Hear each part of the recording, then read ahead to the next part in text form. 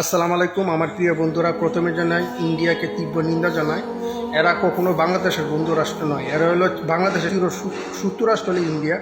এটা হলো ইন্ডিয়ার কানপুরের স্টেডিয়াম। এটা হলো বাংলাদেশ বনাম ইন্ডিয়ার একটা টেস্ট খেলার মধ্যে ম্যাচ হয়েছিল। তো কিছুক্ষণ আগে বৃষ্টি নামছিল, এই বৃষ্টির মধ্যে আমাদের টাইগার রবি ভাইকে এমনভাবে পিটাইছে কিছু দর্শক ইন্ডিয়ারা। এই জঙ্গলি ইন্ডিয়া কখনো বাংলাদেশের ভালো চাইবে না, এটা তারা আজকে প্রমাণ করে। ইন্ডিয়ারা সবসময় বাংলাদেশের ভিত্তে ভাই ক্ষতি করবো, বাইরে ভাই ক্ষতি করবো, এরা কৌশলে মারবো, ঠিক আছে। তারা আজকে তারা প্রমাণ করলো যে বাংলাদেশের চিরশত্রু দেশ ইন্ডিয়া, ঠিক আছে। এতদিন পাকিস্তানকে মতন চিরশত্রু দেশ।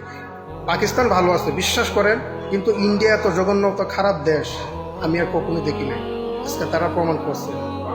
এই কাজটা যারা করছে, এই কানপুরের স্টেডিয়ামকে টাইগার রবি ভাইকে যারা মারছে, তীব্র নিন্দা জানায়। আর এটা কঠিন বিচার চাই।